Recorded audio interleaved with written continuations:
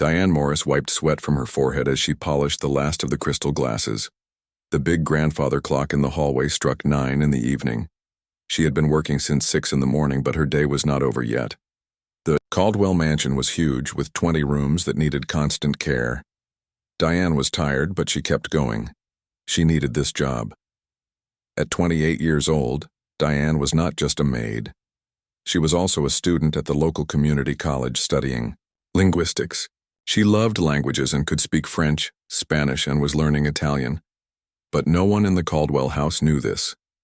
To them, she was just the help, the woman who cleaned their messes and stayed quiet. Richard Caldwell was the owner of the mansion. At 45, he had more money than he could spend. He had taken over his father's real estate business and made it even bigger. He liked to remind everyone of his success, especially people he thought were beneath him. People like Diane. "Make sure those glasses shine, Morris," Richard said as he walked into the kitchen. He never called her by her first name. "I have important guests coming tomorrow." "Yes, Mr. Caldwell," Diane said, keeping her eyes down. She had learned that Richard did not like it when the staff looked him in the eye. He thought it was disrespectful. "These are French investors," Richard continued, checking his reflection in the kitchen window. "They're going to help me build the new shopping center downtown, the biggest one in the state." Diane nodded, still focused on her work. She knew about the shopping center. It was all Richard talked about lately. The project would cost millions and make him even richer. "Do you know what it takes to make deals like this, Morris?" Richard asked, though he did not wait for an answer. "It takes brains, education, the right connections, things that some people will never have." Diane felt her cheeks get hot, but she said nothing. This was not the first time Richard had made comments like this. He seemed to enjoy reminding her of her place. "My translator will be here at 7, Richard said, checking his expensive watch. "Make sure the dining room is perfect, and tell Cook the menu must be traditional French cuisine. These people appreciate the finer things." "Yes, Mr. Caldwell," Diane said again. Richard started to leave but stopped.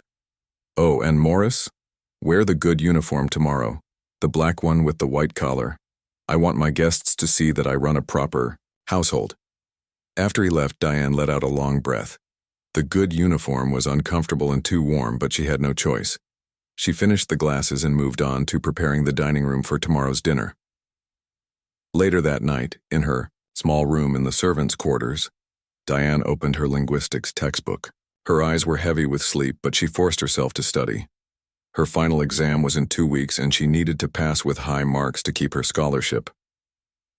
Diane had not always been a maid. Her mother had been a teacher who loved languages and taught Diane from a young age. But when her mother died 5 years ago, Diane had to drop out of university. The bills piled up, and the only job she could find that paid enough was working for the Caldwells. Just a few more classes, Diane whispered to herself as she read about French verb conjugation. "Then I can get a real job." Morning came too soon. Diane was up at 5 helping Cook prepare for the day. By 6 she was dusting the living room, and by 7 she was setting the dining table with the best china. Susan Caldwell, Richard's wife, came down at 9, dressed in a silk robe. "Good morning, Diane," Susan said. Unlike her husband, Susan always used first names with the staff. She was not warm, but she was not cruel either. "Good morning, Mrs. Caldwell," Diane replied. "Is everything ready for tonight?" Susan asked, pouring herself a cup of coffee. "Yes, ma'am. The dining room is set and Cook has planned the menu." Susan nodded, looking around the room with a critical eye. "Richard is very nervous about these investors. Make sure everything is perfect." "I will, Mrs. Caldwell." The day passed in a blur of cleaning and preparing. By 6 in the evening, the house was spotless, and Diane had changed into the uncomfortable black uniform. The other staff members were also in their best clothes, ready to serve. At 6:30, Richard came into the kitchen, his face red with anger. "The translator just called," he said to no one in particular. "He's sick and can't make it. How am I supposed to talk business with these people now?" Cook and the other maids looked at their feet, not wanting to catch Richard's attention when he was angry. Call another service, Susan suggested, coming in behind him. There's no time, Richard snapped. They'll be here in 30 minutes. Diane stood in the corner folding napkins. She bit her lip, thinking hard. She could help. She spoke French well enough to translate for a business dinner. But would Richard even let her try? Excuse me, Mr. Caldwell, Diane said quietly. Richard turned to her, surprised that she had spoken without being spoken to first. What is it, Morris? I'm in the middle of a crisis here. I speak French, Diane said, her heart beating fast. I could translate for you tonight. The kitchen went silent. Cook stopped stirring the soup. The other maids froze. Richard stared at Diane for a long moment. Then he laughed, a harsh sound that filled the quiet kitchen. You? He said, still laughing. You speak French? Where would you have learned that? In the maid school? Diane stood straighter. I study linguistics at the community college. French is my specialty. Richard's laughter faded, but his smirk remained. Linguistics at a community college? He looked around at the other staff, as if expecting them to join in his amusement. Next you'll tell me you have a degree from Harvard. No, sir, Diane said, keeping her voice steady. But I do speak French fluently. Richard studied her, his eyes narrowed. Then he shook his head. Nice try, Morris. But I need a professional tonight, not someone who learned a few phrases from a textbook. Just then the doorbell rang. The French investors had arrived early. Damn it, Richard muttered. He looked around desperately, then back at Diane. His face showed he was out of options. Fine, he said finally. You can try. But if you embarrass me in front of these people, you're fired, understand? Yes, Mr. Caldwell, Diane said. Go upstairs and change, Susan said quickly. You can't meet business associates in a maid's uniform. Borrow something from my closet, hurry. Diane rushed upstairs, her mind racing. This was her chance to show what she could do, but it was also a huge risk. If she made a mistake, she would lose her job. And jobs were hard to find these days, especially for someone without a completed degree.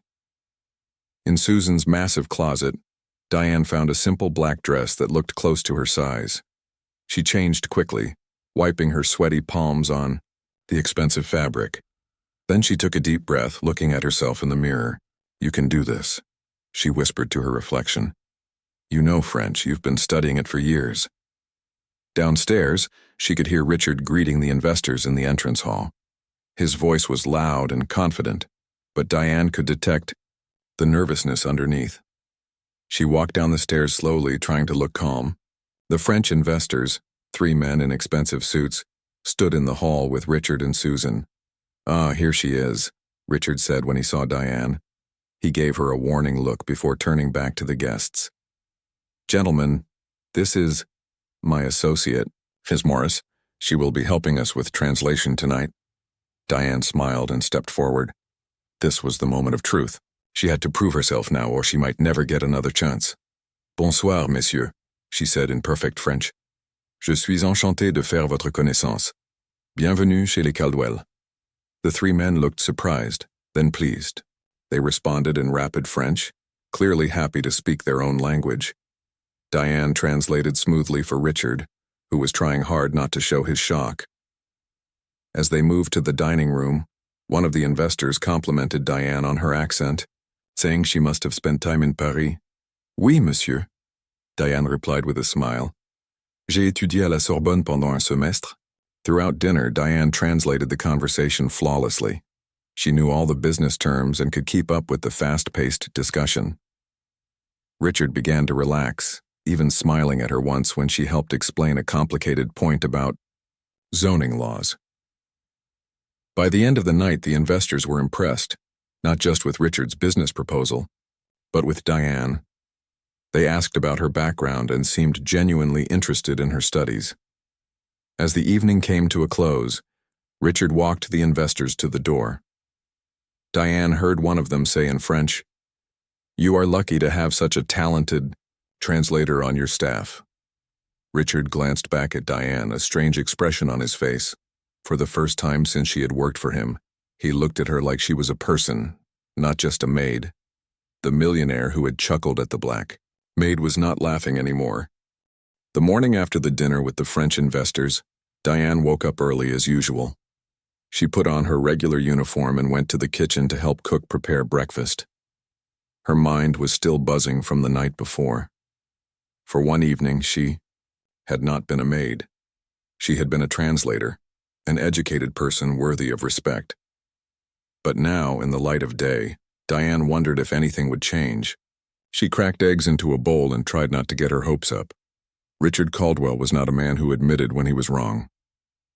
"Morning, Diane," said cook, a round woman named Betty, who had worked for the Caldwells for 15 years. "You were something else last night?" Diane smiled. "Thanks, Betty."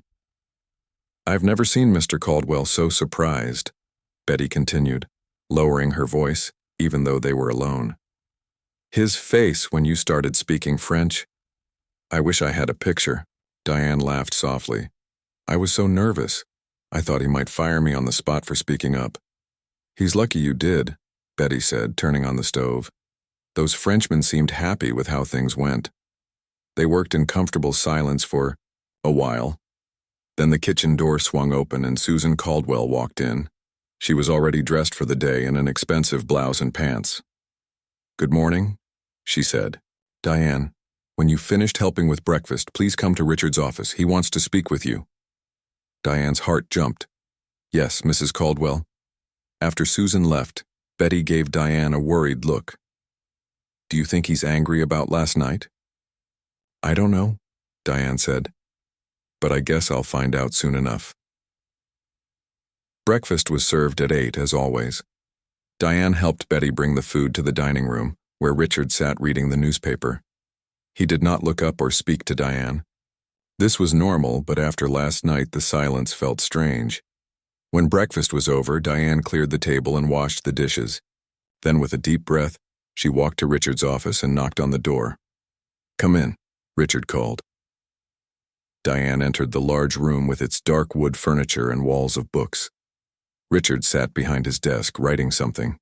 He did not look up right away. "You wanted to see me, Mr. Caldwell?" Diane said. Richard finished writing, then finally looked at her. His face gave nothing away. "Sit down, Morris," he said, pointing to a chair across from his desk. Diane sat, her hands folded, in her lap. She waited. "The dinner went well last night," Richard said after a long pause. "The investors were impressed." "I'm glad to hear that, sir," Diane said. Richard tapped his pen against the desk. "They particularly mentioned you. They said your French was excellent." "Thank you for telling me, sir." Richard leaned forward slightly. "What I want to know is why you never mentioned you could speak French. You've worked here for 3 years. Diane met his eyes. "You never asked, Mr. Caldwell." For a moment, Richard looked angry. Then, surprisingly, his lips twitched into something almost like a smile. "No, I suppose I didn't," he said. He picked up a folder from his desk. "I've been looking into your background this morning. Your mother was a language teacher?" Diane nodded, surprised that he had taken the time to learn about her. "Yes, she taught at Hayes Community College for 20 years. And you're studying linguistics?" "Yes, sir, I have 2 more classes to finish my degree." Richard opened the folder. "Your transcript is impressive. All A's." Diane said nothing. She didn't know how to respond to this unexpected interest in her education. "The French investors want to meet again next week," Richard said, closing the folder. "They specifically asked if you would be there to translate." Diane sat up straighter. "I would be happy to help, Mr. Caldwell." "Good." Richard looked uncomfortable suddenly. "For this meeting, I'd like you to, well, not act as a maid. You'll attend as a translator only. Susan will take you shopping for appropriate clothes. The company will pay." Diane blinked in surprise. "Thank you, Mr. Caldwell." Richard waved his hand as if brushing away her thanks. "It's a business expense. The investors seem to trust you, and that's good for the deal." He paused. "I'm also willing to adjust your schedule so you can attend your classes during the day instead of at night, as long as your work still gets done." Diane could hardly believe what she was hearing. For 3 years, she had asked for day classes, and Richard had always refused. That would be very helpful, sir, thank you. Richard nodded once, then looked down at his papers, a clear sign that the conversation was over. That's all, Morris. You can go. Diane stood up and walked to the door. She was almost out when Richard spoke again. One more thing, he said. Where did you learn to speak French so well? Diane turned back. My mother was from Haiti, sir. We spoke French at home, and I studied in Paris for a year before she got sick. Richard looked surprised. Haiti? I didn't know that. You never asked, Mr. Caldwell, Diane said again, this time with a small smile. Over the next few days, things were different in the Caldwell house. Diane still did her work as a maid, but now Susan would sometimes ask her opinion on French wines or cuisine for the upcoming meeting. Even Richard spoke to her occasionally, asking if she thought the French investors would like this restaurant or that theater. On Tuesday, Susan took Diane shopping as Richard had promised. They went to expensive stores that Diane had never entered before. Susan helped her pick out 3 professional outfits that looked good but weren't too flashy. Richard was impressed by you, Susan said as Diane tried on a navy blue blazer. He won't say it directly, but I can tell. I'm just glad he's allowing me to help with the investors, Diane said. Susan gave her a thoughtful look. You know, we have an international division in the company. They could probably use someone with your language skills. Diane's heart beat faster, but she kept her face calm. That's good to know. On Thursday, Diane attended her first daytime class. It felt strange to be on campus when the sun was up. She was used to the night classes, full of tired people who worked all day. The day students seemed younger, more energetic. Her professor, Dr. Lee, noticed the change. It's nice to see you in the daylight, Diane, he said after class. I was beginning to think you were a vampire. Diane laughed. My work schedule changed, she explained. I'm helping my employer with some French clients. Dr. Lee nodded. That's good experience. Have you thought about what you'll do after you graduate? With your language skills, you have many options. I'm starting to think about it, Diane said. For the first time in years, she allowed herself to hope for something better than being a maid forever. Back at the Caldwell house, Diane found Richard in the library. He had papers spread out on a table and looked frustrated. Morris, he said, when he saw her. Good. I need your help with something. Diane came closer. Yes, Mr. Caldwell? These documents from the French investors, he said, pointing to the papers. They sent them in French and English, but the translations don't seem right to me. Can you look them over? Diane sat down and began reading. She quickly found several mistakes in the English version.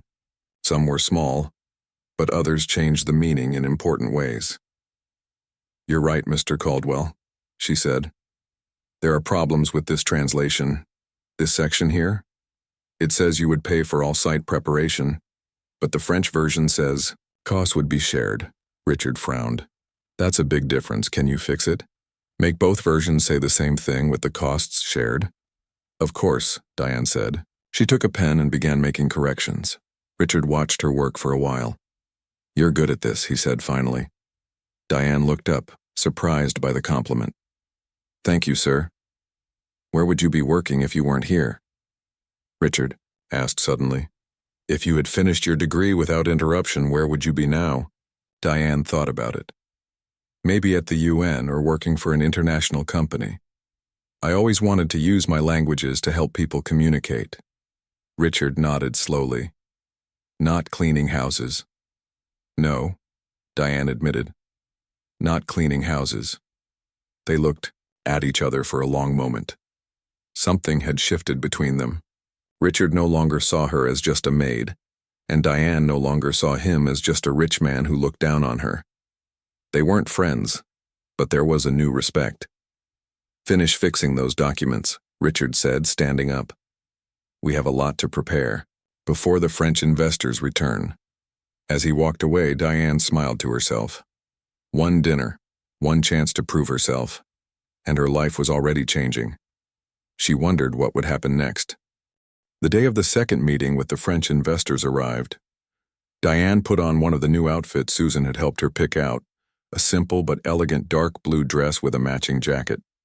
She looked at herself in the mirror and hardly recognized the woman staring back. For the first time in years, she looked like a professional, not a maid. Downstairs, the house was busy with preparations. Richard had decided to host the meeting at home instead of at his office. Betty and the other staff members were setting up the dining room with coffee, tea, and pastries. "Look at you," Betty said when she saw Diane. "You clean up nice, girl." Diane smiled. "Thanks, Betty, I'm so nervous." "Don't be," Betty said, patting her arm. "You already showed them what you can do, just be yourself." Richard and Susan came down the stairs together. Richard was checking his watch, looking tense. "They'll be here in 15 minutes, he said. "Morris, are you ready?" "Yes, Mr. Caldwell," Diane replied. Richard looked at her for a moment, taking in her professional appearance. He nodded with approval. "Good. Remember, today you're not here as household staff. You're here as our translator. Introduce yourself as Diane, not Morris." Diane was surprised. In 3 years, Richard had never called her by her first name. "Yes, sir, I understand. The French investors arrived exactly on time. There were 4 of them today. The 3 men from the dinner, plus a woman who was introduced as their legal advisor." They greeted Diane warmly, speaking to her in French as if they were old friends. Diane translated everything perfectly as they moved to the dining room. The meeting started with small talk about the weather and the investors' hotel. Then they began discussing business. As Diane translated back and forth, she noticed something interesting. The French investors seemed to trust her more than they trusted Richard. They would look at her when speaking, not at him, and sometimes they would say things in French that they didn't want translated exactly. "Tell him we are concerned about the timeline," one of the men said in French. "But don't make it sound like we are backing out, we just need more details." Diane paused, thinking quickly. She could translate this word for word, or she could help the conversation go smoothly. She decided to help. "Mr. Caldwell," she said in English, "they are asking for more specific details about the project timeline. They want to make sure everything is properly planned." Richard nodded and began explaining his schedule for the shopping center construction. Diane translated, adding small cultural touches that she knew would appeal to the French business people. The meeting went on for 3 hours. By the end, both sides seemed happy. The French investors were ready to sign the initial agreement. As papers were passed around the table, the female lawyer leaned toward Diane and spoke quietly in French. "You are very good at this," she said. "Have you considered working as a professional translator? My firm is always looking for people with your skills." Before Diane could answer, Richard spoke up in careful basic French. "Madame Laurent," he said, surprising everyone. "Diane est très importante pour notre entreprise." The room went silent. No one had expected Richard to speak French, especially not to say that Diane was very important to their company. The French lawyer smiled. "Bien sûr, Monsieur Caldwell, je comprends." After the investors left, Richard turned to Diane. "They tried to steal you right in front of me," he said, but he didn't sound angry. He almost sounded amused. "You speak French, Mr. Caldwell?" Diane asked, still shocked. Richard shrugged. "A few phrases. I've been practicing. Enough to understand what Madame Laurent was suggesting." He paused. "You did well today, Diane. Very well." It was the first time he had used her first name to her face. "Thank you, Mr. Caldwell." Richard hesitated, then said, "I'd like you to come to my office tomorrow morning. There's something I want to discuss with you." That night, Diane could hardly sleep. What did Richard want to talk about? Was he angry that the French lawyer had tried to recruit her? Or was it something else? The next morning, Diane knocked on Richard's office door at exactly 9 o'clock. "Come in," he called. Richard was at his desk as usual, but this time Susan was there too, sitting in one of the chairs. They both looked serious. "Sit down, Diane," Richard said, gesturing to the empty chair. Diane sat, her heart beating fast. Having both Richard and Susan there made this feel important. "Susan and I have been talking," Richard began. About your position here. Diane's stomach dropped. Were they going to fire her after all? The deal with the French investors is going forward, Richard continued. They were very impressed with you. So impressed that they've made a request. They want you to be their main contact person for this project. Diane blinked in surprise. Me? Yes, Susan said with a small smile. They trust you. They feel you. Understand both their language and their business culture. Which puts us in an interesting position, Richard said. We can't have our maid be the contact person for a multi-million-dollar international deal. Diane sat very still, waiting for what would come next. So, Richard said, we're offering you a new position. We'd like you to join Caldwell Enterprises as a junior international relations specialist. You would work directly with the French investors and any other international clients we take on. Diane couldn't believe what she was hearing. A job at your company? Yes, Susan said. With a proper salary, benefits, and normal working hours that will allow you to finish your degree. You have skills we need, Richard added. It would be foolish not to use them. He slid a folder across the desk. This is our offer. Take it home, think about it. Let us know your decision by the end of the week. Diane opened the folder. Inside was an employment contract with a salary figure that made her eyes widen. It was more money than she had ever earned in her life. What about my work here at the house? She asked. We'll hire someone new, Susan said. You can help train them before you start your new position. Diane looked from Susan to Richard, hardly able to process what was happening. I don't know what to say. You don't need to say anything now, Richard said. Just think about it. That evening, Diane sat in her small room looking at the contract. The salary was amazing, but what meant even more was the respect the position would give her. She would no longer be the maid that people looked through as if she were invisible. She would be Ms. Morris, the international relations specialist. Her mother would have been so proud. A soft knock on her door interrupted her thoughts. It was Susan. May I come in? Susan asked. Of course, Mrs. Caldwell, Diane said, standing up. Susan entered the small room and looked around. She had probably never been in the servants' quarters before. I wanted to talk to you privately, she said. About the job offer. Is there a problem? Diane asked. No, no problem, Susan assured her. I just wanted you to know that it was Richard's idea, not mine. Diane was surprised. Really? Susan nodded. He came home after that first dinner with the investors and couldn't stop talking about how well you had done. I've never seen him so impressed by anyone. Diane didn't know what to say. Richard had never shown any sign that he was impressed. He's not good at admitting when he's wrong, Susan continued. And he was wrong about you, Diane. Very wrong. This job offer is his way of making things right. Diane thought about how Richard had laughed at her when she first offered to translate. How he had looked at her like she couldn't possibly be smart enough to help him. It's a good offer, Susan said. And you deserve it. But I wanted you to know that it's also Richard's way of apologizing. After Susan left, Diane sat for a long time thinking about everything that had happened.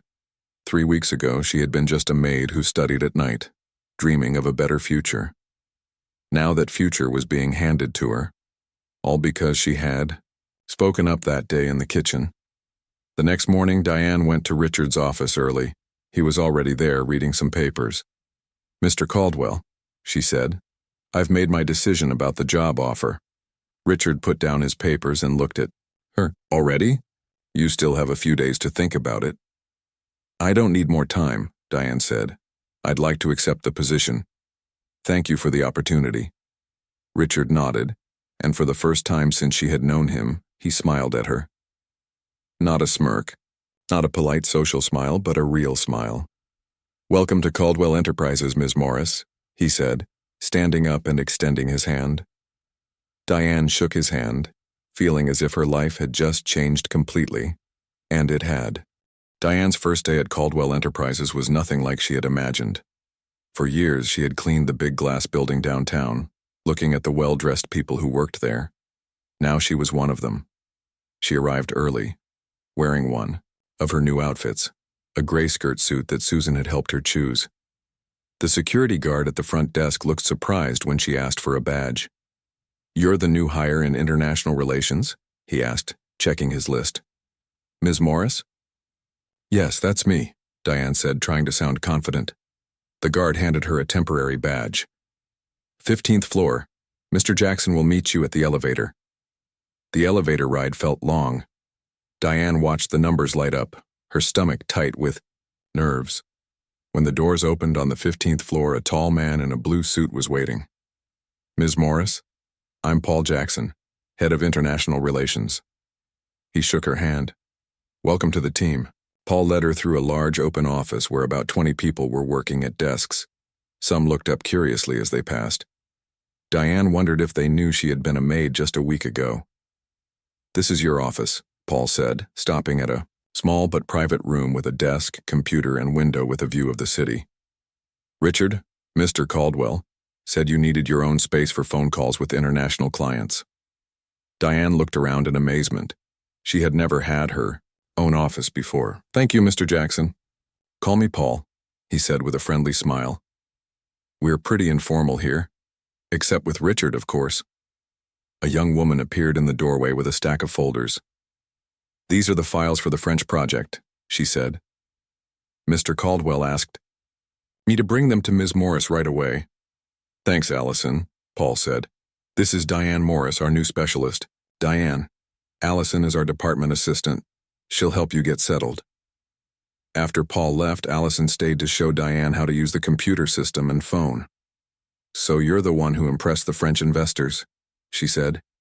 "Everyone's talking about it." Diane felt her face grow warm. "What are they saying?" Allison grinned. "That you went from maid to executive in one night. Is it true?" "Not exactly," Diane said. "I was studying languages for years, and I'm not an executive." "Still," Allison said, "it's pretty amazing. No one stands up to Richard Caldwell like that."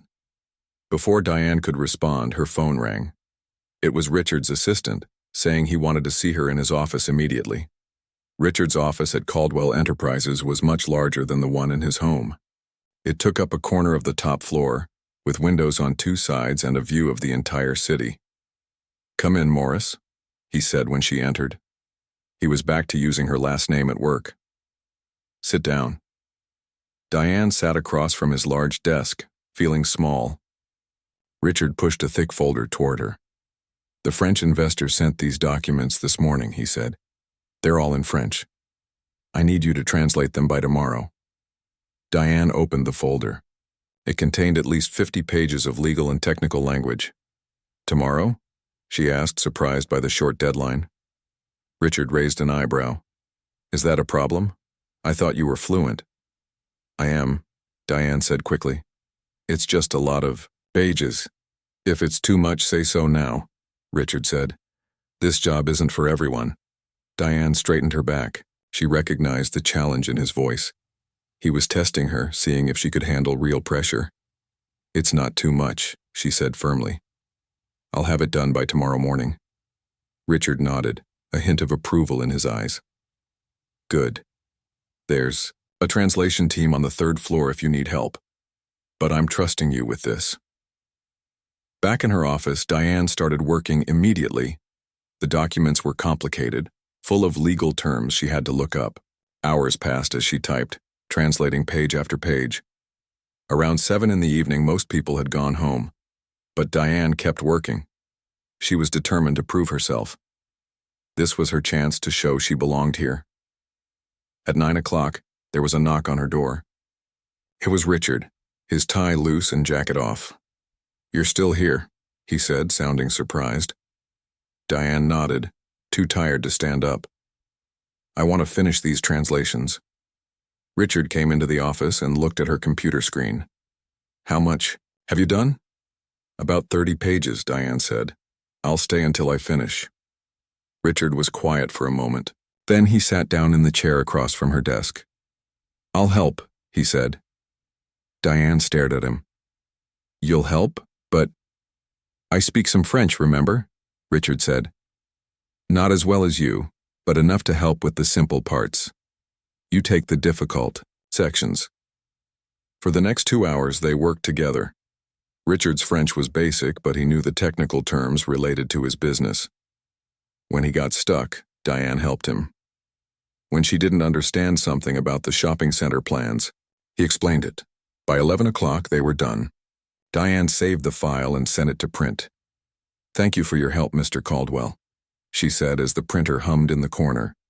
Richard leaned back in his chair. He looked tired but satisfied.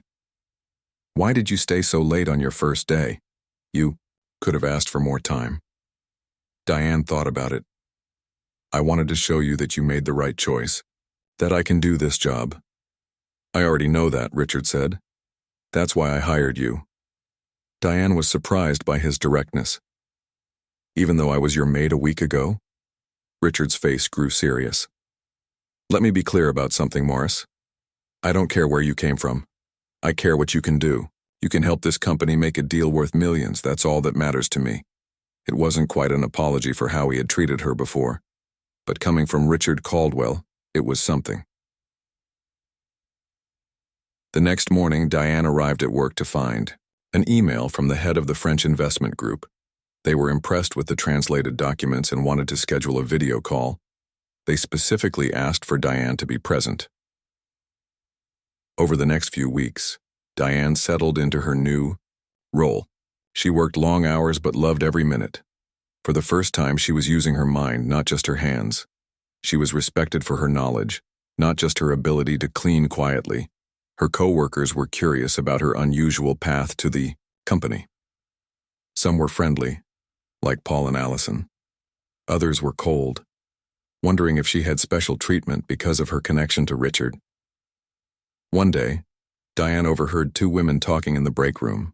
"She was his maid," one whispered. "Now she has her own office? Something's not right about that."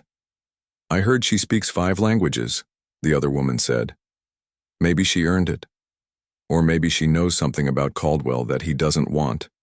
"Getting out," the first woman suggested. Diane walked away, her coffee untouched. The comments hurt, but she told herself they didn't matter. She knew the truth. She had earned this job through years of hard work and study. That afternoon, Richard called her to his office again. This time, he wasn't alone. Susan was there, along with Paul and 2 men Diane didn't recognize. "Diane," Richard said, "these are the directors of our European division. They're here to discuss expanding the French shopping center model to other countries." Diane shook hands with the men, trying to hide her surprise at being included in such an important meeting.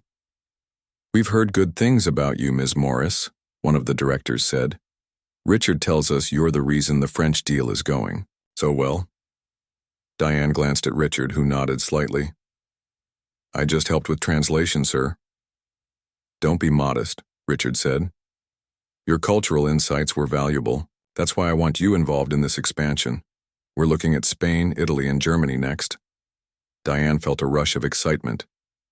"I speak Spanish and Italian," she said, "and I've studied German, though I'm not fluent yet."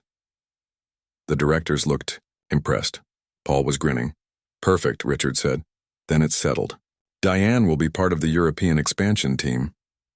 After the meeting, Diane walked back to her office in a daze. Just a month ago, she had been serving coffee to Richard's guests. Now she was helping plan his company's international expansion. She passed the break room. She saw the 2 women who had been gossiping about her. They fell silent when they noticed her. Diane smiled politely and continued walking, her head held high. She didn't need to prove herself to them. She had already proven herself to the person whose opinion mattered most, herself. 6 months passed quickly. Diane's life had changed in ways she could never have imagined. She had her own apartment now, not far from the office. She had finished her degree, graduating with honors, and she had become an important part of Caldwell Enterprises, respected by most of her co-workers. The French shopping center was being built ahead of schedule and under budget. The investors were happy, and they always asked for Diane in their meetings. 2 more deals in Spain and Italy were moving forward, with Diane helping on both. One morning, Paul called Diane into his office. He looked serious. "Richard wants you To go to Paris next week, he said. The French investors are having a big party to celebrate the shopping center progress. They asked for you specifically. Diane was surprised. Me? Go to Paris? Paul nodded. You'll be representing Caldwell Enterprises. Richard would go himself, but he has meetings in New York that week. He handed her a folder. Here's all the information. The company will pay for everything, of course. Diane couldn't believe it. A year ago, she had been cleaning Richard's house.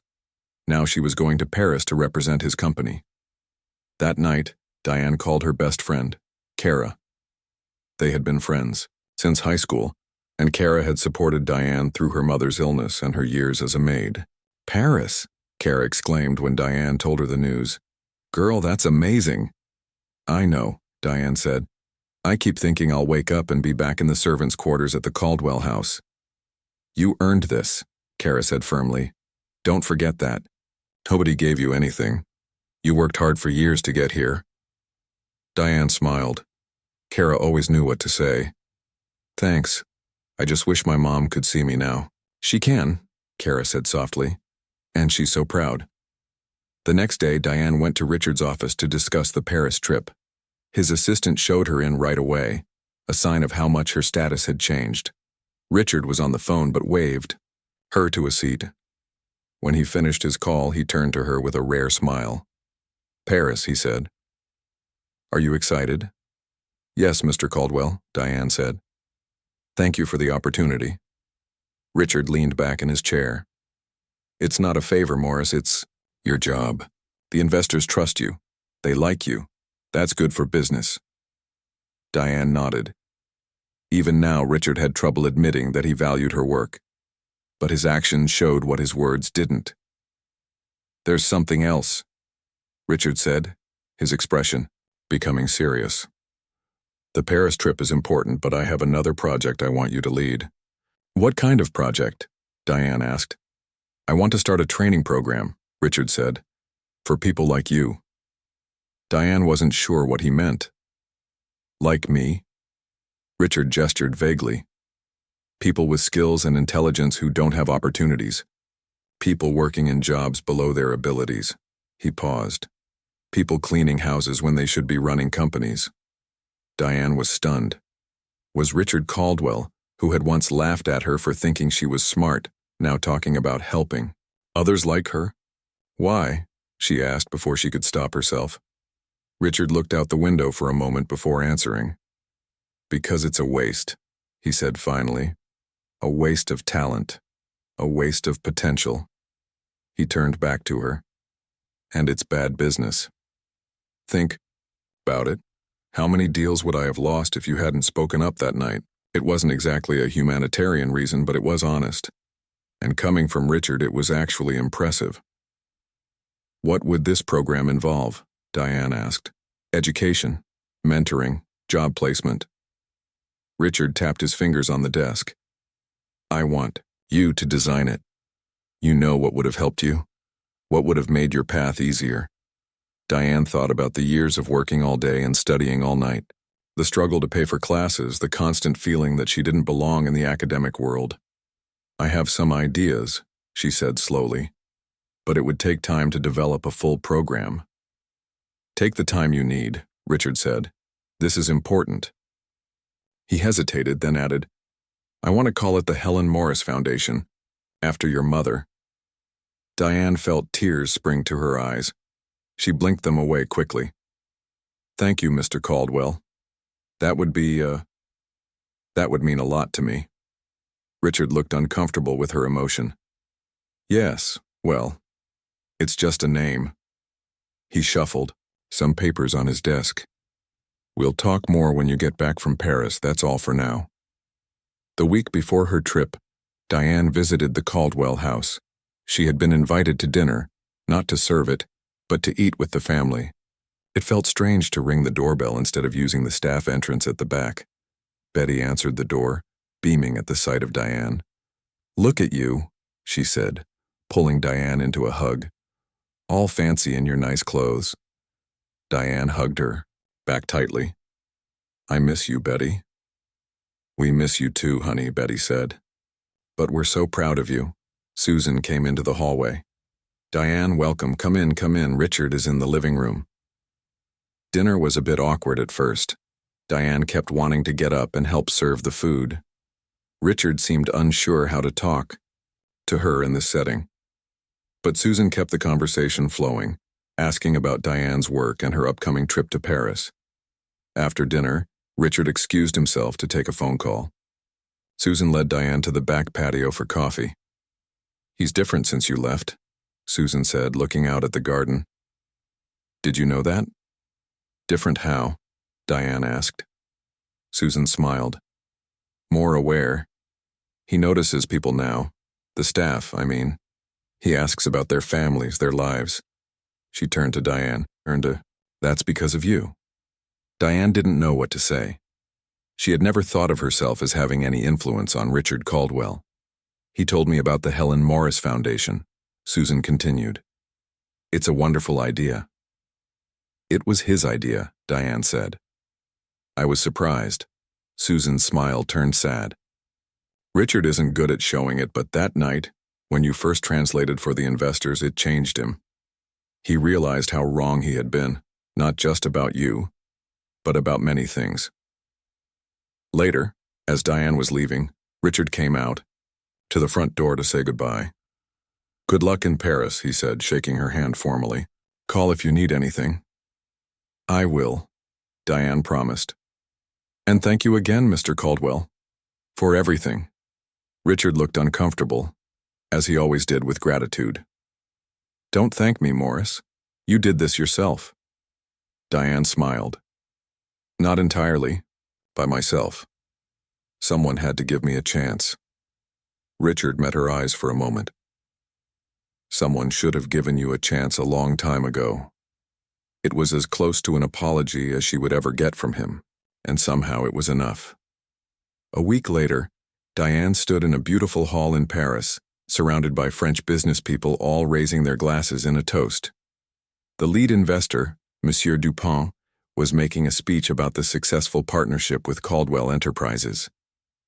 And special thanks, he said in French, to Mademoiselle Morris, who showed us that sometimes the most valuable people are the ones we don't notice at first.